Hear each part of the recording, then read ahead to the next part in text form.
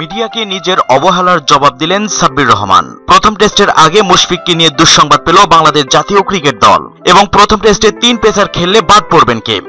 এই 3টি বড় খবরের বিস্তারিত জানতে ভিডিওটি শেষ পর্যন্ত দেখতে থাকুন। স্বাগতম দর্শক মণ্ডলী, আপনারা দেখছেন মিক্সার ওয়ার্ল্ড।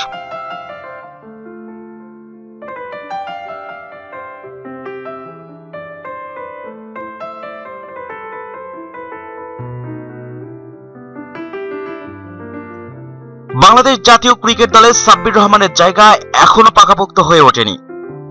ভালো না খেললেই যে কোনো সময় দলের বাইরে থাকতে হতে পারে, এমন একটা চাপ নিয়েই সম্পূর্ণ ক্যারিয়ার জুড়ে খেলে যেতে হচ্ছে তাকে। একই সাথে অতীত রেকর্ডও সাব্বির রহমানের পক্ষে নেই। জাতীয় দলে আবার ডাক পেলেও রান করেই টিকে থাকতে হবে তাকে। এই চাপ সদা তার সঙ্গী হয়েই আছে। নিষেধাজ্ঞা শেষে নিউজিল্যান্ড সফরেও গিয়েছিলেন বড় দায়িত্ব মাথায় নিয়ে। এই সফরে নিজেকে আরেকবার প্রমাণ করতেই হতো সাব্বিরকে। পাহাড় সম চাপ সামলে পারফর্ম করার পরীক্ষায় লেটার মার্ক পেয়েই পাশ করেছেন তিনি। এরপর রবিবার মিরপুর শেরেবাংলা জাতীয় ক্রিকেট স্টেডিয়ামে সাংবাদিকদের মুখোমুখি হন তিনি বলেন, হয়তো আমার রাশিতেই আছে সবসময় চাপ নিয়ে খেলার, হয়তো সবসময় চাপ নিয়েই খেলতে হবে। সবসময় চেষ্টা করি প্রতিটি ম্যাচকে নিজের শেষ ম্যাচ হিসেবে দেখার। বিপিএল এর ষষ্ঠ আসরে ব্যাট হাতে উজ্জ্বল ছিলেন সাব্বির রহমান। পারফরমেন্স দিয়ে জাতীয় দলের স্কোয়াডে তাকে রাখতে বাধ্য করেছিলেন নির্বাচকদের। এরপর শত বিতর্কের জন্ম দিয়ে দলের সাথে উড়ে গেলেন নিউজিল্যান্ডে। প্রস্তুতি ম্যাচেই নিজের সামর্থ্যের আগাম বার্তা জানান দিলেন 40 রানের ইনিংস খেলে। এরপর সিরিজের প্রথম ম্যাচ 13 রানে শেষ হলে চাপ বেড়ে যায় সাব্বিরের উপর। বাড়তি চাপ নিয়েই দ্বিতীয় ম্যাচে 43 রানের ইনিংসের পর শেষ ম্যাচে ক্যারিয়ারের প্রথম শতকটি হাঁকিয়েছেন 27 বছর বয়সী সাব্বির রহমান রুম্মন। কিন্তু দর্শক মন্ডলী, সাব্বির রহমানকে পার্মানেন্টলি বাংলাদেশের স্কোয়াডে আপনারা দেখতে চান কিনা আপনার মতামতটি জানাতে ভুলবেন না। কিন্তু এবার আমরা আজকে দ্বিতীয় বড় খবরে যেতে চাই, যেটি মুশফিকুর রহিমের ইনজুরির আপডেট নিয়ে করা হয়েছে। হ্যাঁ দর্শক মন্ডলী, প্রথম ম্যাচে মাঠে নামার আগে বাংলাদেশ একটি দুঃসংবাদ পেয়েছে, আর তা হলো প্রথম ম্যাচের একাদশে মুশফিকুর রহিমকে পাচ্ছে না বাংলাদেশ জাতীয় ক্রিকেট দল। পাঁজরের চোটটা বয়ে বেড়াচ্ছেন অনেকদিন থেকেই। এশিয়া কাপে খেলেছিলেন পাঁজরের ব্যথা নিয়েই, তার সাথে যোগ হয়েছে বৃদ্ধাঙ্গুলের চোট। তৃতীয় ওয়ানডে খেলা নিয়েই ছিল অনিশ্চয়তা। তৃতীয় ওয়ানডেতে খেললেও প্রথম টেস্টে খেলা হচ্ছে না মুশফিকুর রহিমের। চোট নিয়ে তৃতীয় ওয়ানডেতে খেলেছেন মুশফিক।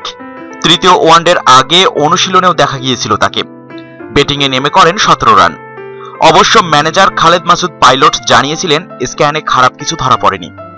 প্রস্তুতি ম্যাচের আগে খালেদ মাসুদ পাইলট জানিয়েছিলেন আঙুলের অবস্থা স্থিতিশীল। প্রস্তুতি ম্যাচ খেলা হয়নি তার, তবে এবার ফিজিও পরামর্শ দিয়েছেন 2 সপ্তাহের বিশ্রাম নিতে। তাই প্রথম টেস্টে আর খেলা হচ্ছে না মুশফিকুর রহিমের। তৃতীয় ওয়ানডেতে চোটের কারণে উইকেট রক্ষকের দায়িত্ব পালন করেননি মুশফিকুর রহিম। উইকেটের পিছনে দেখা গিয়েছিল লিটন কুমার দাসকে। টেস্টেও হয়তো তাকেই দেখা যাবে। 3 ম্যাচের ওয়ানডে সিরিজের পর 3 ম্যাচের টেস্ট সিরিজ শুরু হবে 28 ফেব্রুয়ারি। শেডন পার্কে বাংলাদেশ সময় ভোর 4টায় শুরু হবে প্রথম টেস্ট। 8 মার্চ সিরিজের দ্বিতীয় এবং 16 মার্চ সিরিজের তৃতীয় টেস্ট হবে। এছাড়াও ওয়ানডে সিরিজের ব্যর্থতায় বন্দী ছিলেন বাংলাদেশের ব্যাটসম্যানরা। ট্রেন্ট বোল্ট, টিম সাউদির সোবল সামলাতে হিমশিম খেতে হয়েছে বাংলাদেশের ব্যাটসম্যানদের। টেস্টে ফের নিউজিল্যান্ডের পেসারদের গতি আর সুইং এর মোকাবেলা করার আগেই মুশফিকুর রহিমকে হারানোটা বাংলাদেশ দলের জন্য সত্যি বড় ধাক্কাই বটে। প্রার্থনা করি মুশফিকুর রহিম খুব দ্রুতই সুস্থ হয়ে আবারও বাংলাদেশের একাদশে যোগ দিক।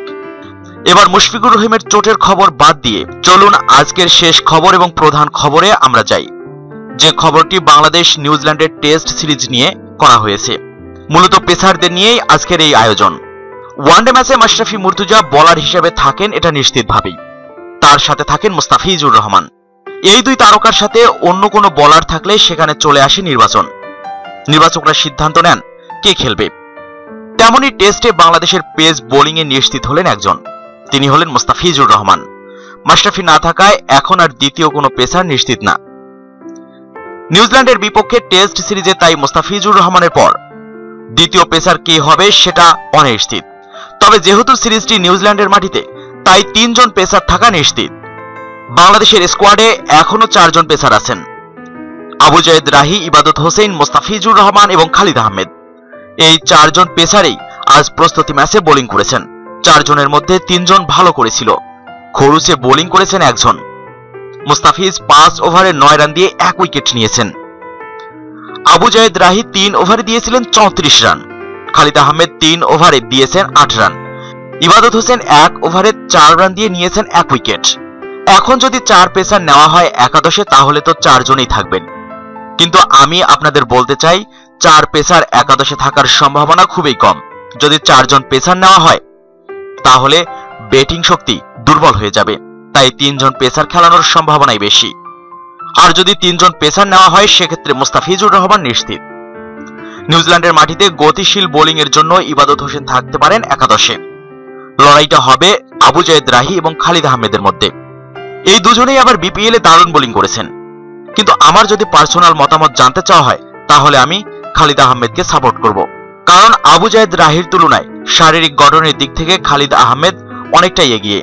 তার চেয়ে জোরে বল করার সামর্থ্য রাখেন খালিদ আহমেদ। তবে এখন দেখার বিষয় কে থাকতে পারেন একাদশে। দর্শক মণ্ডলী, আপনাদের কাছ থেকে মিক্সার ওয়ার্ল্ড জানতে চায় কোন কোন পেসারকে আপনারা একাদশে দেখতে চান। আপনার মতামতটি জানাতে ভিডিওটির নিচে কমেন্ট বক্সে কমেন্ট করুন।